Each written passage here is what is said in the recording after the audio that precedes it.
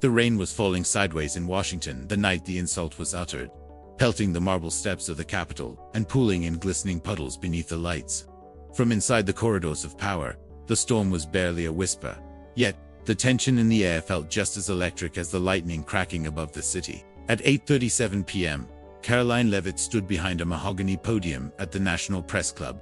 The gold letters behind her, spelling out a name that had become as polarizing as it was magnetic. She looked flawless in a fitted navy dress, blonde hair pulled back into a low chignon, diamond studs glittering against her pale skin. Cameras clicked and buzzed as she leaned closer to the microphone, eyes flashing. "Sit down, boy," she snapped, voice cool and sharp as glass. "I'm speaking." It hung there a moment that seemed to freeze time. The silence in the room throbbed like a wound. On the left side of the dais, Pete Buttigieg blinked, looking caught between shock and a dawning rage.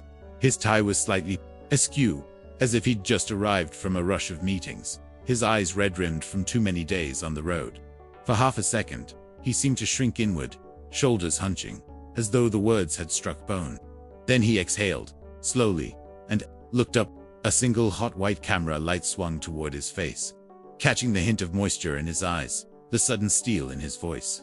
"Karoline," he said, calm as a surgeon, "I've fought Taliban fighters who showed me more respect, and I'd rather sit down with them again than let you talk over the American people." That was the moment, the spark. The clip was posted by a low-level staffer at Politico just 7 minutes later. By sunrise, it had been shared 17 million times. People would argue for weeks about why Karoline Leavitt snapped, why Pete Buttigieg shot back the way he did. But the part nobody saw coming was how this single moment would unearth secrets and alliances that threatened to burn half the country's political elite to the ground. The story began long before that stormy night, in the quiet hush of black SUVs and whispered conversations over encrypted apps. It began with ambition, jealousy, and a simmering resentment that could no longer be contained. Karoline Leavitt was a rising star. Some called her the conservative AOC, with the same youthful energy and a gift for slicing opponents with a few well-chosen words. She'd clawed her way up through New Hampshire politics, her supporters calling her fearless, her critics calling her ruthless. At 26, she was younger than most interns, yet she commanded national headlines with each viral clip. Pete Buttigieg was the golden boy of the center-left war veteran, fluent in 8 languages. He'd campaigned for the presidency and, though he fell short, emerged as the Secretary of Transportation under President Biden, a position many saw as a stepping stone to bigger things. On paper, they were polar opposites. In private, the lines were far blurrier, because what few people knew, even inside the Beltway, was that Karoline and Pete had been quietly meeting behind closed doors for months. Not romantically, not exactly, but something close. A secret channel of communication neither party could afford to admit. It started as mutual curiosity, a few direct messages after a CNN town hall gone viral. Karoline wanted intel.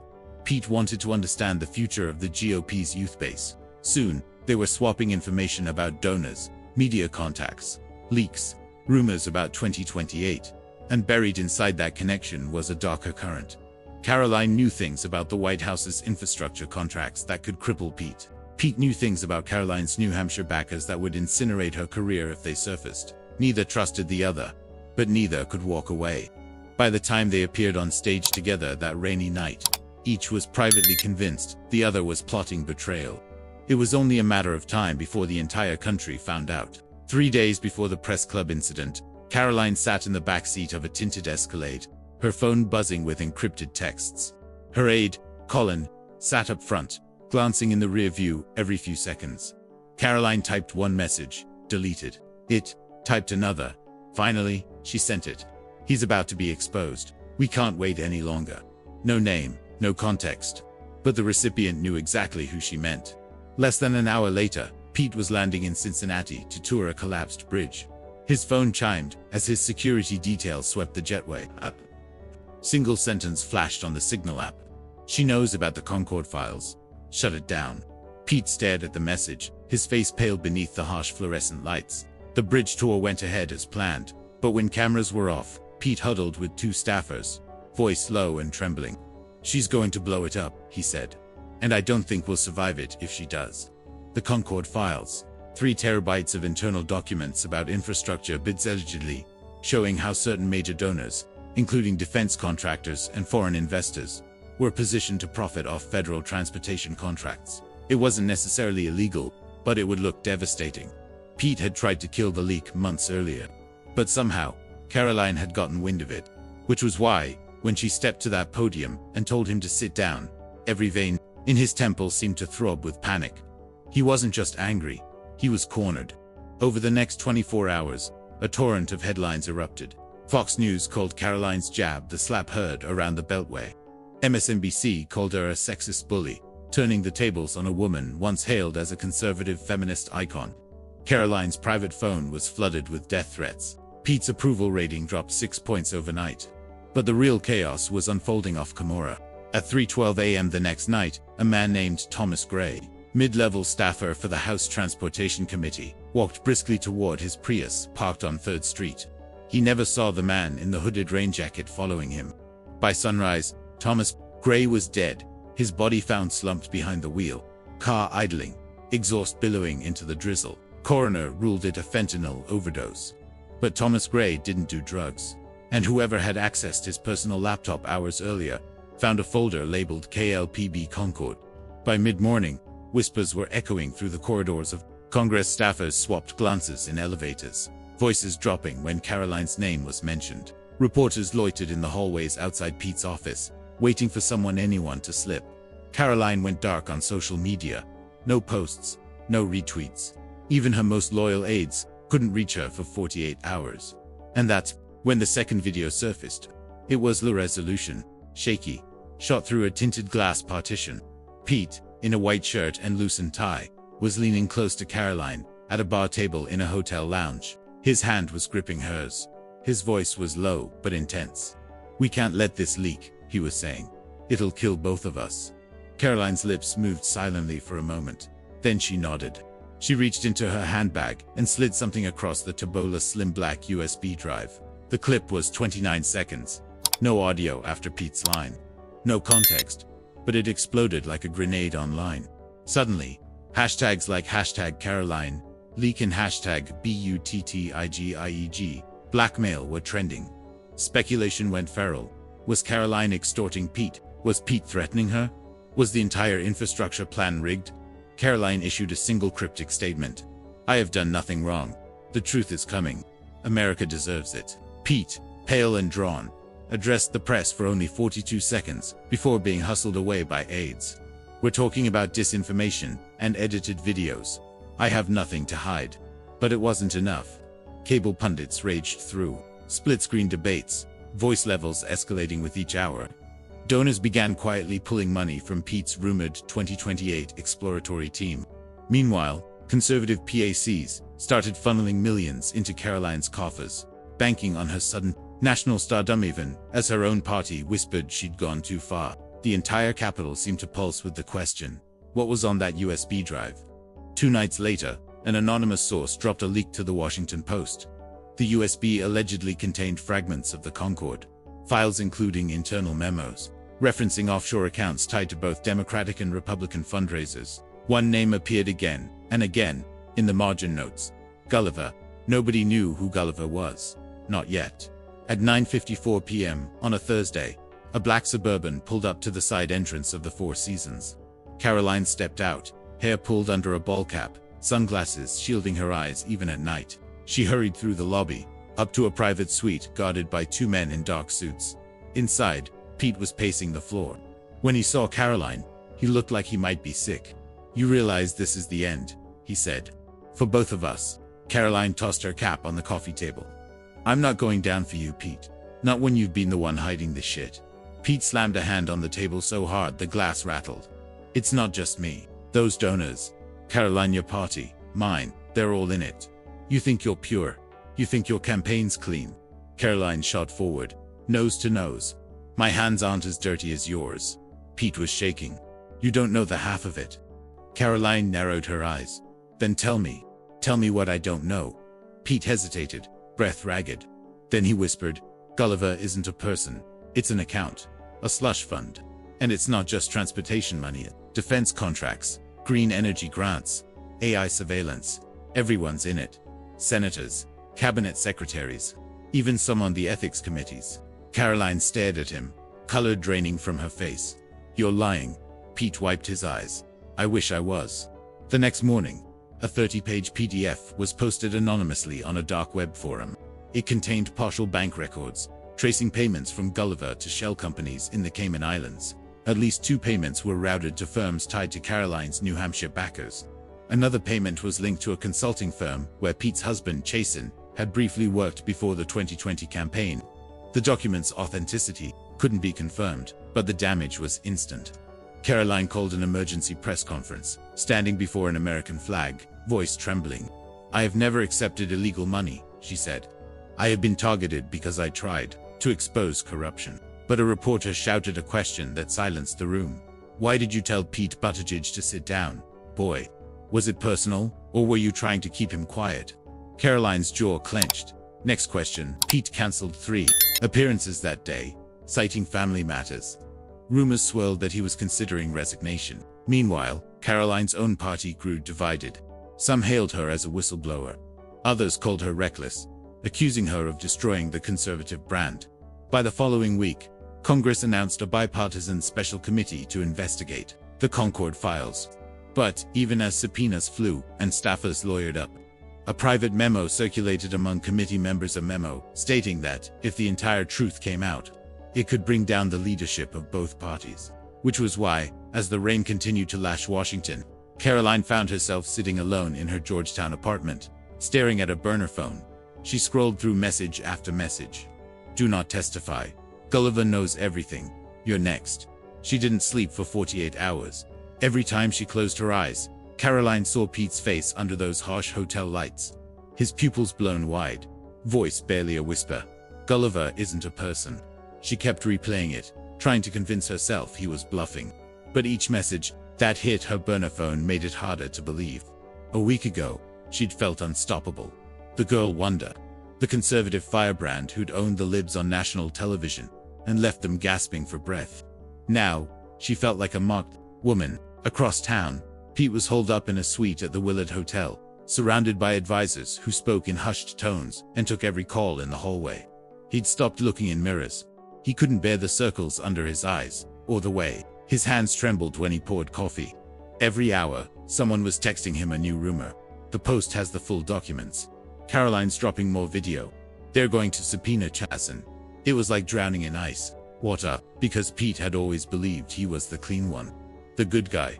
The one who didn't play dirty. But in Washington, that was a fairy tale. And the fairy tale was shattering.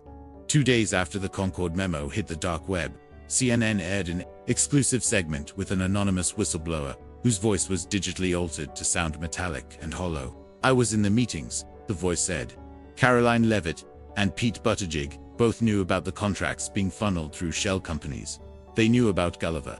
They both benefited. This goes deeper than either party wants to admit. Host Anderson Cooper tried to push for names, but the source refused. "I can't," the voice said.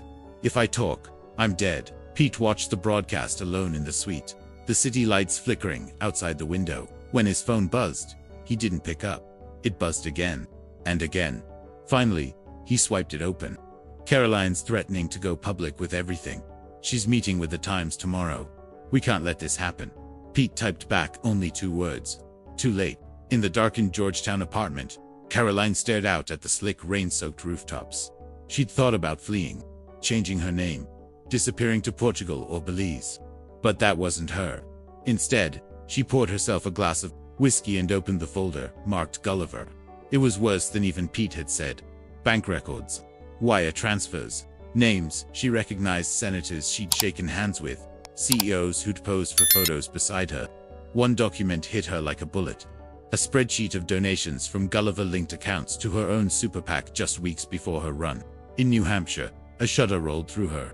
This was the bomb Pete had always held over her head. And now, it was about to explode.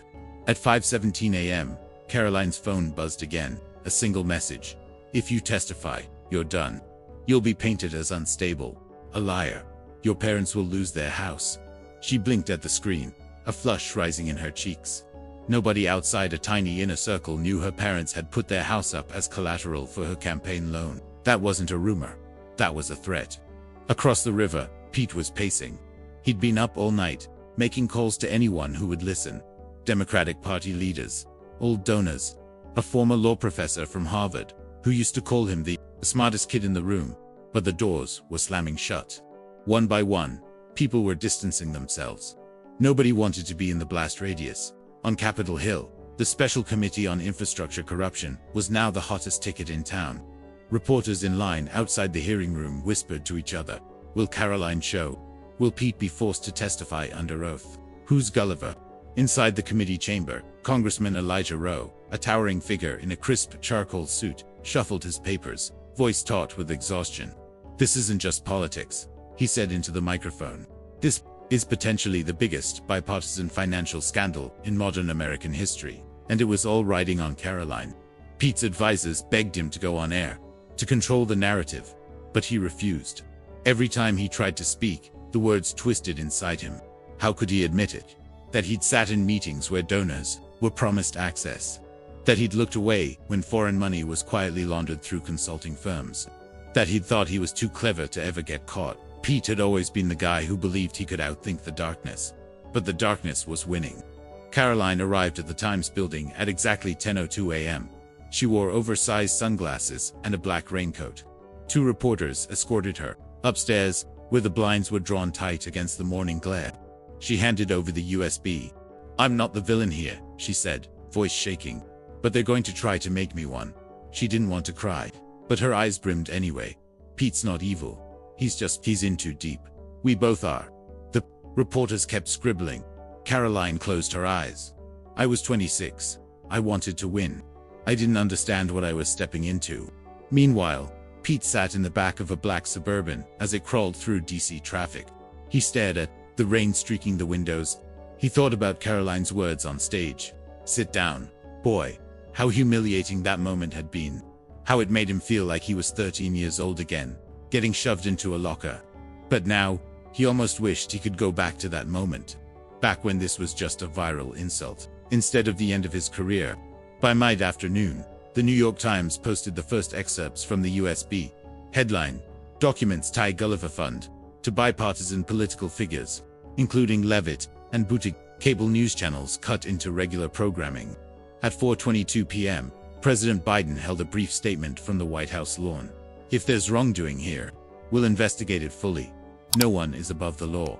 It sounded strong, but his eyes looked haunted, because Gulliver's tendrils touched every corner of the government. At the committee hearing the next morning, Karoline sat alone at the witness table. Flashbulbs popped. Her palms were slick with sweat as Congressman Rowe leaned forward. "Ms. Leavitt," he said, voice soft but deadly. "Did you accept funds connected to the Gulliver Slush Fund during your congressional campaign?" Karoline opened her mouth, closed it, opened it again. "My campaign accepted money from donors I believed were legitimate," she said. "If those donors were connected to Gulliver, I didn't know." Rowe's eyes narrowed. "And the USB drive? Did you give it to Secretary Buttigieg as part of an extortion attempt?" Karoline slammed her palms on the table. "No, I gave it to him because I thought we could stop this from blowing up the entire government." Rowe tilted his head. "Why did you tell him to sit down, boy?" Karoline's cheeks flushed scarlet. "I was angry. I felt like he was trying to silence me. And because..." Her voice cracked. "Because I felt powerless." Across town, Pete watched it live on a flat screen. He whispered to his aide, "I can't let her take this alone." That night, Pete appeared on CNN. The studio lights were harsh. The host tried to press him on the Gulliver payments. Pete stared into the camera, voice trembling. "I'm not perfect. I've made mistakes. But I never personally took a dime from Gulliver. I was trying to stop it from getting worse." He hesitated. "Karoline and we were trying to figure out how to expose it. We didn't always agree on how." The host frowned. "So why did she publicly humiliate you on stage?" Pete's eyes glistened. "Because she was scared. And so was I. We both felt like we were trapped under the weight of something much bigger than us." The clip went viral. By morning, public opinion began shifting. Suddenly, the question wasn't whether Pete or Karoline were villains. It was whether they'd tried to blow the whistle and got crushed in the machine. But the machine was still grinding forward. Federal prosecutors opened an investigation. A grand jury was convened. Journalists uncovered new Gulliver records linking the slush fund to high-level cabinet officials. Lobbyists and a handful of powerful senators on both sides of the aisle. Congressional leadership held emergency closed-door meetings. Security detail tripled after a brick was thrown through her apartment window. Pete found an envelope slid under his hotel room door. Inside was a single printed message: "Your husband is next." In the chaos, a new player emerged. An independent journalist named Tasha Lyle published a bombshell piece on Substack. Gulliver has been around for decades. It didn't start with Karoline Leavitt. It didn't start with Pete Buttigieg. This is a bipartisan machine built to keep power where it is hand, destroy anyone who threatens it. The only reason Karoline and Pete are under fire is because they stumbled too close to the real engine that runs Washington. The article garnered 30 million views in 24 hours. Congressional phones rang off the hook. Karoline was called back for a second round of testimony. Pete received a subpoena. The city was in meltdown. Polls showed Americans more divided than ever yet for the first time. A majority agreed on one thing: Washington is corrupt, both parties, and we've had enough. Late one night, Karoline and Pete met secretly one last time, inside a parked car on a deserted street. Karoline's voice was ragged. "I can't live like this. I can't keep looking over my shoulder." Pete stared at the windshield, rain pounding like bullets. "They're going to bury us. Both of us." Karoline shook her head. "No, not if we go public together." Pete gave a bitter laugh. "They'll call it a stunt, or a lie, or say we're lovers, or traitors." Karoline's jaw clenched. "Let them, but if we stay silent, we're no better than the rest of them." Pete wiped tears from his eyes. "What if it destroys us?" Karoline looked away. "It already has." At dawn, Karoline and Pete held a joint press conference on the steps of the Capitol. She wore a navy coat, hair loose around her shoulders. He wore a simple black suit, tie tight around his throat. Pete took the mic first. "There's a machine in this town that survives by keeping the truth buried. We were part of it, whether we wanted to be or not. We're not heroes. We're not victims. We're just tired of the lies." Karoline stepped forward, voice steady. "I'm not sorry for what I said on that stage. Pete and I fought. We hurt each other. But he's right. This isn't about us anymore. It's about who owns this country who's stealing it from the people." Reporters screamed questions. Pete lifted a folder. "These are the Concord files. We're giving them to the public. All of it." As the cameras flashed, Karoline took Pete's hand. For the first time in months, they both looked almost free. And in that moment, Washington braced for the firestorm that was about to come. The instant Karoline and Pete stepped away from the microphones, the internet ignited. Twitter collapsed under the weight of hashtags. Hashtag Gullivergate. Hashtag Karoline and Pete. Hashtag SitDownBoy. Cable news anchors were practically vibrating as they read excerpts from the Concord files live on air. In the days that followed, fragments of the documents spilled out like blood in the water. Emails, wire transfers, memos from major corporations. One file named Orchid 27 listed US politicians, media executives, and foreign nationals, all tied to offshore accounts linked to the Gulliver Fund. The sums were staggering. Hundreds of millions. And in a hidden column on spreadsheet after spreadsheet appeared coded references to security events, meaning threats, blackmail, even neutralization of potential whistleblowers. America watched in real time as names they'd trusted were dragged into the light. A senior Republican senator, 2 Democratic House committee chairs, a CEO from Silicon Valley who'd once been lauded as a genius philanthropist, a famous cable news host who'd been secretly funneling hush payments through a private equity shell in Luxembourg. Meanwhile, Karoline and Pete were holed up in a secure location, arranged by federal marshals. Neither could go home. Karoline barely recognized herself when she caught glimpses in the bathroom mirror. Purple circles under her eyes, hair flat and dull from stress. She'd once built her brand on brightness, crisp soundbites, the sharp tilt of her chin when she attacked liberals on TV. Now she felt like a ghost wearing her own skin. Pete was worse. He woke screaming from nightmares. He checked his phone compulsively, half expecting a sniper's red dot on the hotel wall. Every time he tried to call Chasen, he hung up after one ring. Because what was he supposed to say? "I'm sorry, I might have destroyed our lives." The Justice Department announced an official task force to investigate Gulliver. But almost immediately, leaks began pouring out. Whispers said certain names were being scrubbed from the record. A deputy AG abruptly resigned. A junior staffer for the special committee was found dead in his apartment, an apparent suicide. Conspiracy theorists went into overdrive. In an anonymous online video that quickly racked up millions of views, an ex-NSA contractor claimed that parts of the Concorde files had been intercepted and altered by intelligence services. "No one knows what the real documents say anymore," he said. "Even the originals may have been forged or tampered with to protect the highest levels of government. The public didn't know who to believe." Karoline sat alone in a safe house living room, staring at a muted television. An anchor was reading viewer tweets. "Karoline and Pete are heroes. Karoline is a traitor. Pete should be in prison. The deep state is real." She switched it off. Late one night, Pete finally broke. He paced the kitchen, hair disheveled, muttering to himself, "I should have stayed in South Bend. I should have just been a college professor." Karoline appeared in the doorway, clutching a mug of herbal tea. "You'd be bored out of your mind." Pete shot her a look. "At least I wouldn't be radioactive." Karoline lowered her gaze. "I'm sorry," she said. "For what?" "I said on that stage. For how I dragged you into this." Pete swallowed, his voice soft. "You didn't drag me. I was already here." The following morning, Pete's phone buzzed with a blocked number. A man's voice spoke, clipped and calm. "Secretary Buttigieg, we strongly advise you not to testify further, for your own safety and for national security." Pete hung up, trembling. Karoline heard him puking in the bathroom. She knocked gently. "Pete," he didn't answer. Meanwhile, newsrooms across the country were trying to piece together the truth, but every lead ended in contradictions. Some documents seemed genuine, others were proven fakes. And yet the raw numbers, billions flowing through hidden channels, were impossible to dismiss. A few days later, Karoline and Pete were quietly escorted to a secure federal building in D.C. Two FBI agents led them down a fluorescent hallway that smelled like cleaning chemicals and coffee. They were ushered into a conference room where a woman in a navy pantsuit waited, her eyes sharp and wary. "I'm Special Counsel Marisol Vega," she said. "You're both key witnesses now. I'm going to be straight with you. You're in danger.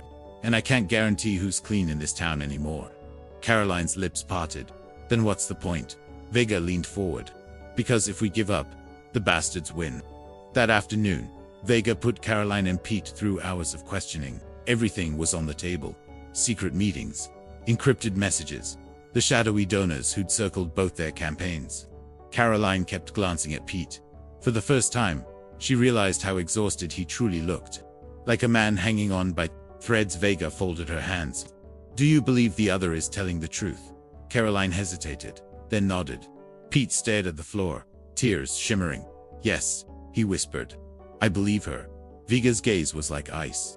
"You two are probably the only leverage we have. But if you go public again, you'll be targets. I can't protect you out there." Karoline crossed her arms.